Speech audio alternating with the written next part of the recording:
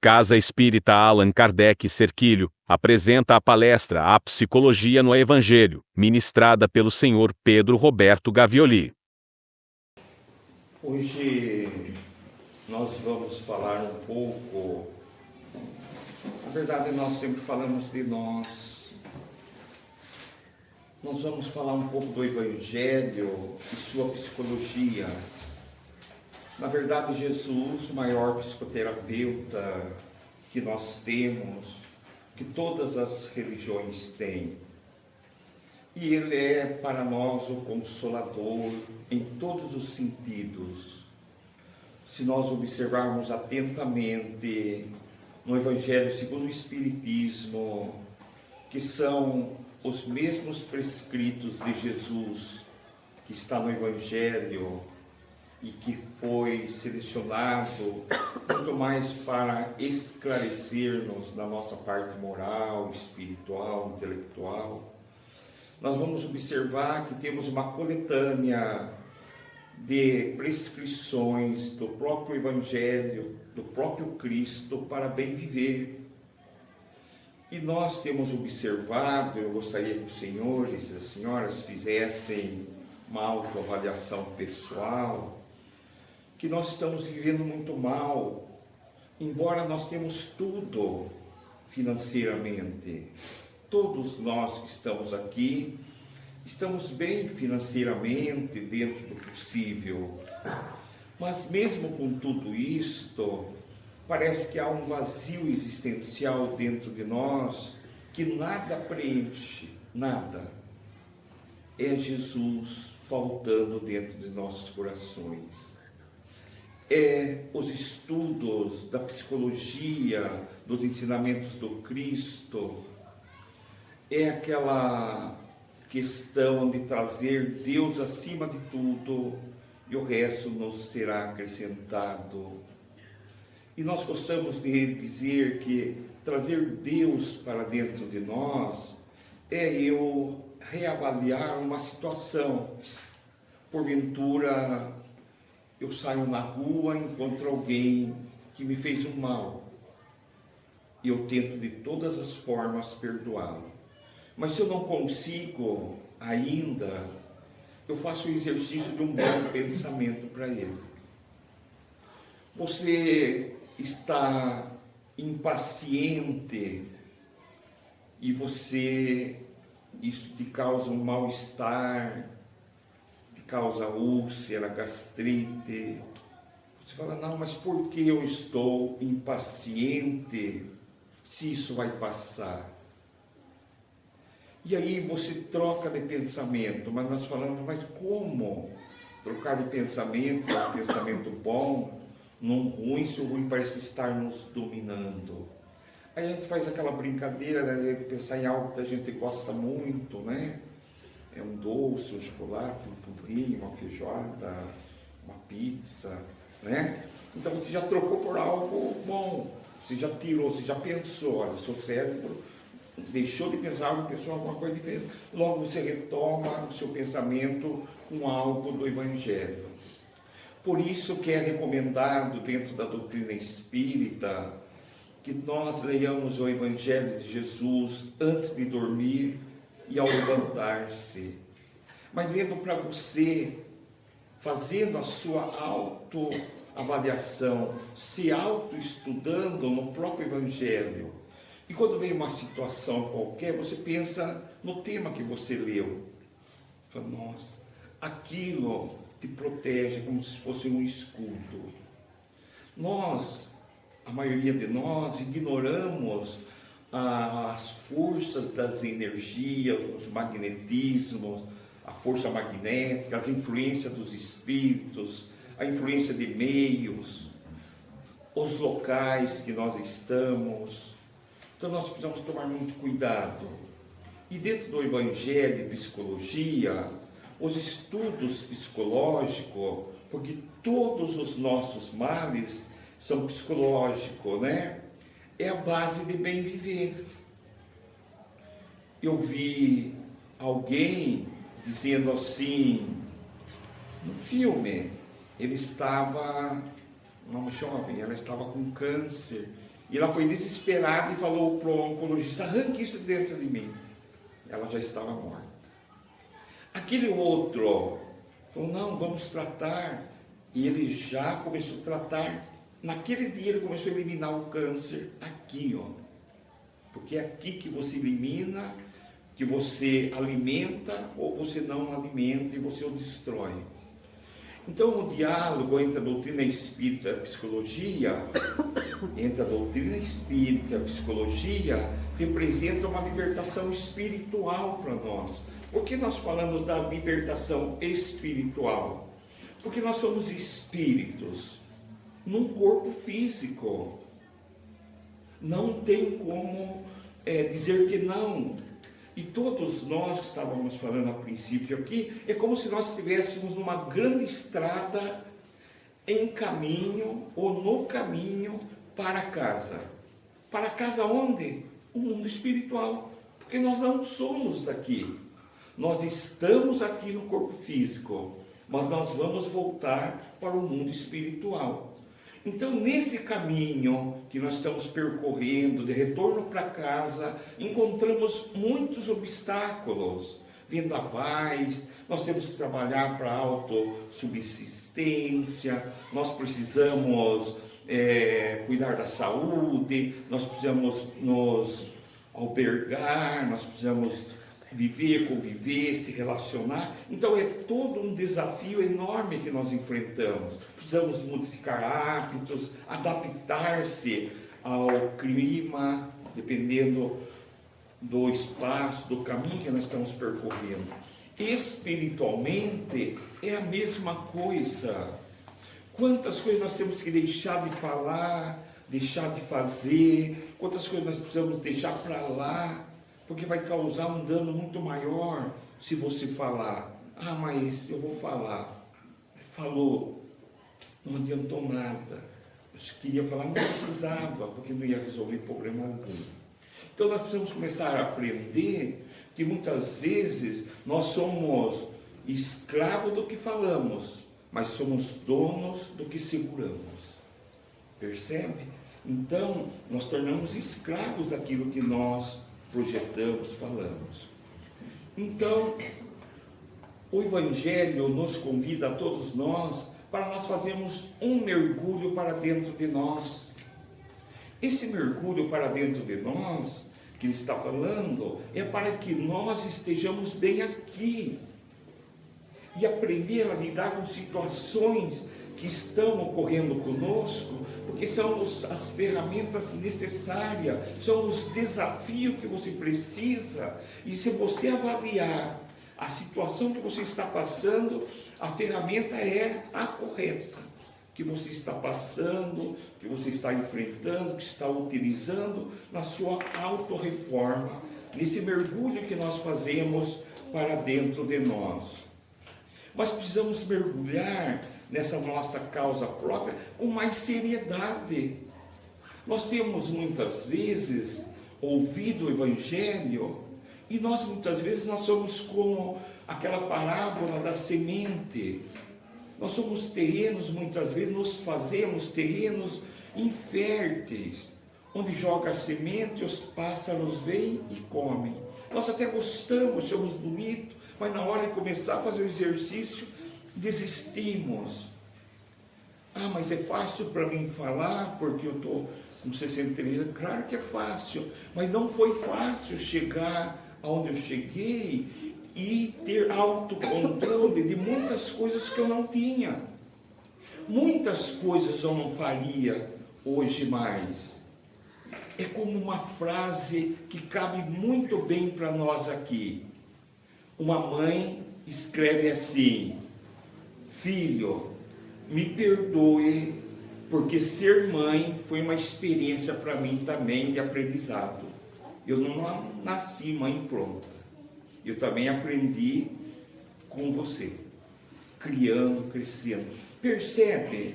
E muitas vezes nós julgamos nossos pais, por isso que, mas eles também tinham experiência de pai, de mãe, coisas desse tipo.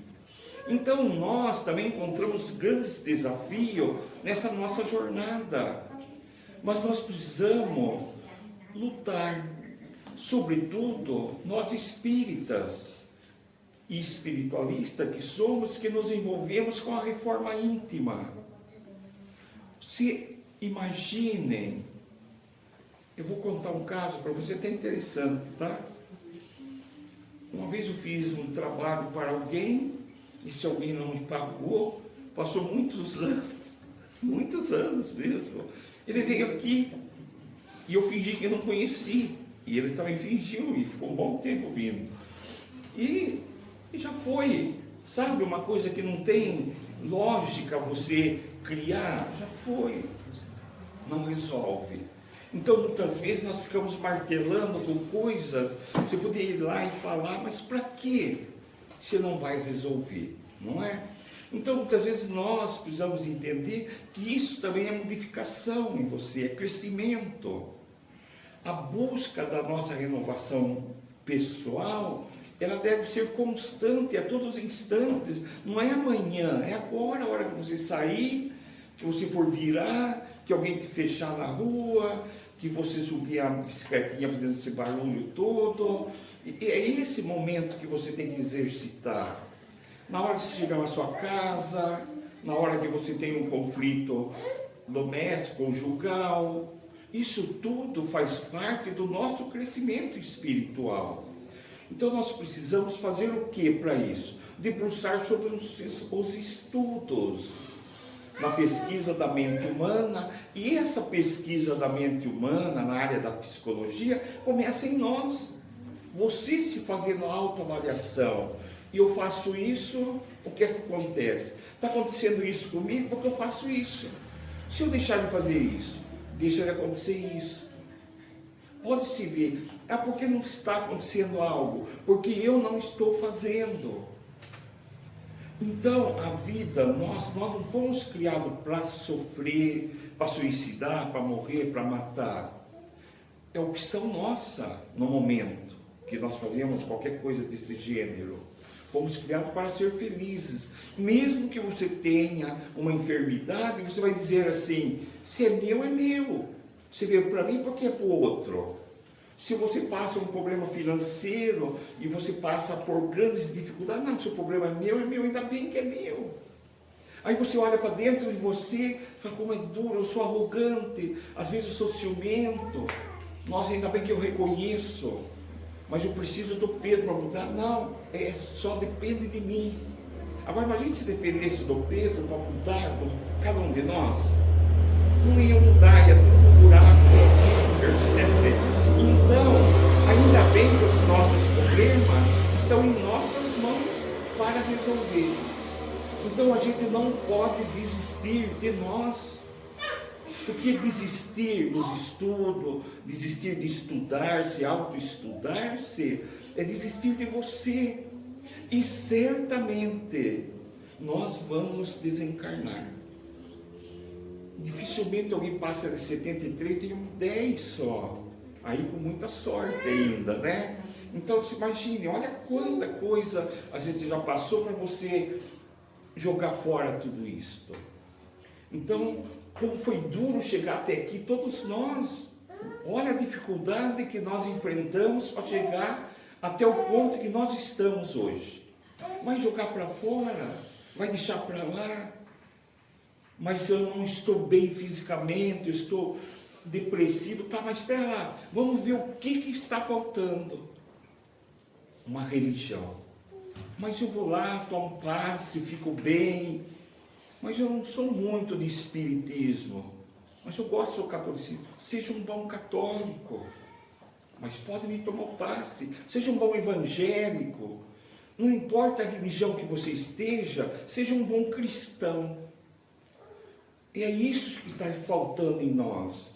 Nós precisamos ser mais exigente um pouco conosco mesmo, no estado da nossa psicologia, da nossa maneira de pensar, de agir, de fazer, de realizar. Então, examinar o ser humano, sobretudo, no seu subconsciente, examinar nós, sobretudo, no nosso subconsciente, é um dos grandes desafios que nós temos medo disso.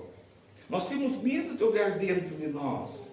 Nós temos medo de admitir que você é isso, que você é aquilo. Nós temos medo e não pode ter medo, porque senão você volta para o mundo espiritual, para a nossa casa, do mesmo jeito que você era. Então a doutrina espírita, dentro do Evangelho segundo o Espiritismo, que é o Evangelho de Jesus, ela vai apontar caminhos para nós, para uma construção de uma nova psique, um novo ser. Imagine quantos pensamentos vêm para você e você fala, você percebe que não é seu, mas você acomoda ele em você. Não é meu porque eu segurei. Quantos problemas as pessoas têm, você compra o problema do outro e fica fazendo parte do seu problema. Você tem que cuidar do outro, ajudar o outro, fazer a sua parte, seja como filho, como pai, como vizinho, como amigo, mas não comprar o problema. Pai e filho é uma exceção, são direitos e obrigações. Mas muitas vezes nós compramos o problema de alguém que não é nosso. Porque eu vou comprar o problema do outro, ele que tem que resolver. Como que ele adquiriu? Mas eu posso ajudá-lo. Olha, se fizer assim, assim você sai. Então a doutrina espírita vai apontar esses caminhos para essa nova construção. E para nós refletirmos sobre a psique humana, ela significa o quê? O inverso da vida humana. É o inverso. Pense um pouquinho. O que nós estamos falando aqui é o inverso do que nós estamos vivendo o dia todo. Jovens que gostam de barzinho, futebol, basquete, tênis, que tem sua vida natural, enfim. Mas esquecemos, e isso é natural ter, mas nós esquecemos do que? De nós, do ser espiritual. Olha, a gente vai criando rugas, você nem percebe, vai criando barriga, você nem percebe, porque o tempo vai mostrando. Você olha no espelho e você vê o tempo passar, é o seu tempo indo embora. Estamos num processo de regressão, todos nós. Então o materialismo em si, nós usamos e precisamos muito dele, mas ele vem se alastrando de uma maneira muito assustadora. Como assim? Estamos nos apegando muito a algo que não vamos levar e que devemos usar aqui. E nós achamos que vamos levar tudo isso, como se ele fosse, ou isso tornasse normal, uma tendência, uma prática fatal. Então nós precisamos viver, continuar vivendo, continuar fazendo o que temos que fazer, realizar, dialogar, mas também precisamos cuidar da alma, da essência. O que nós mais temos hoje, nós temos medo dos espíritos desencarnados, né? A maioria de nós temos. E o Kardec pergunta aos espíritos: espíritos, há tantos que vocês se acotovelam com eles. Onde você for tem espíritos, e eles se aproximam de nós através da nossa semelhança. Eu sou um cara muito invejoso, vou ter uma legião de espíritos invejosos atrás de mim. Eu sou uma pessoa, uso uma substância lícita ou ilícita qualquer, eu vou ter uma legião de entidades desta ordem atrás de mim. Eu gosto de falar da vida dos outros, eu vou ter uma legião de espíritos me impulsionando a isso. Esses cronistas que nós temos lá, da Band, da Record, e outros canais aí, eles são sustentados por espíritos de baixa hierarquia. Porque é um cronista, não é um repórter que passa uma notícia. Eles criam uma situação, eles fazem uma inflamação. E nós, dentro da rede, nos meios de rádio e TV, dentro de casa, recebemos toda essa carga magnética dentro de casa. Então, o materialismo faz com que a criatura se identifique com o seu periférico. Quer dizer, nos perdemos, nós perdemos os elementos centrais da psique, que é amai-vos uns aos outros como eu vos amei, amar o próximo mais próximo de você, que é quem? Você mesmo. Nós deixamos de nos amar.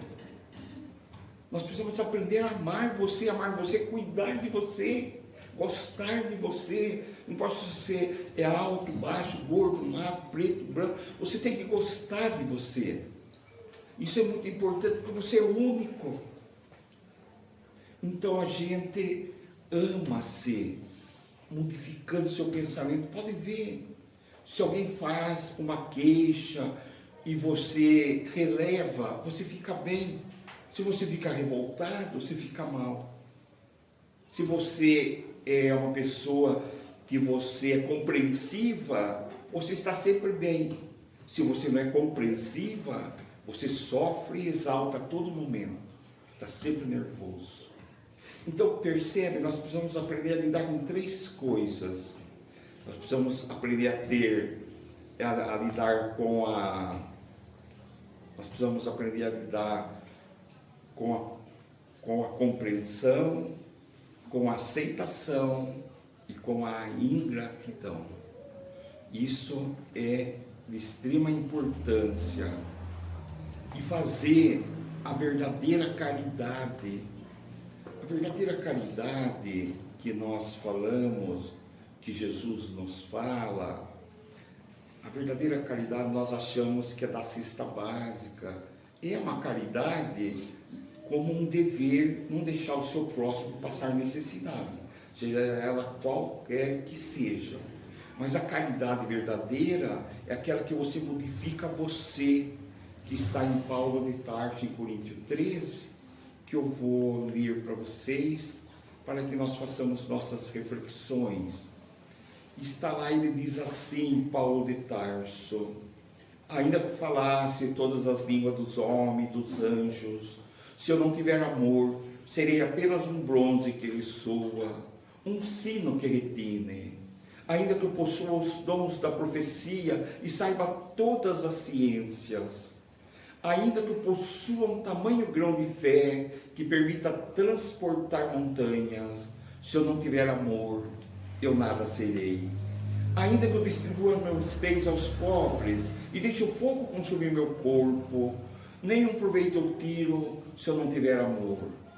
Porque o amor, meus irmãos, é paciente, o amor é bondoso, o amor não é nada exigente, o amor não é arrogante, não é orgulhoso, o amor jamais é descortês, o amor nunca é interesseiro, o amor não se irrita, Dona Vera, o amor não guarda rancor no coração, mas o amor tudo desculpa, o amor tudo crê, o amor tudo espera e tudo suporta. Então o amor nunca terá fim. As profecias sim, pois as línguas se calarão, pois a ciência tem seu termo. E perfeito é nosso conhecimento e também as profecias. Mas quando vier o que é perfeito, o que é imperfeito desaparecerá. Quando nós éramos crianças, pensávamos como criança, e como criança nós raciocinávamos nós. Mas quando nos tornamos homens e mulheres feitos, nos despojamos dos atributos de criança. Hoje, por enquanto, enxergamos Deus através do espelho, mas um dia teremos a visão de Deus face a face. Por enquanto conhecemos apenas uma parte de Deus, mas logo nós conheceremos Deus como por Ele somos conhecidos. Finalizando, temos agora a fé, a esperança e o amor, mas dos três, o mais excelente é o amor. O amor a si mesmo, depois ele se estende ao próximo, aí sucessivamente. Exercite o auto-amor, o auto-amar-se. Muita paz, muita luz.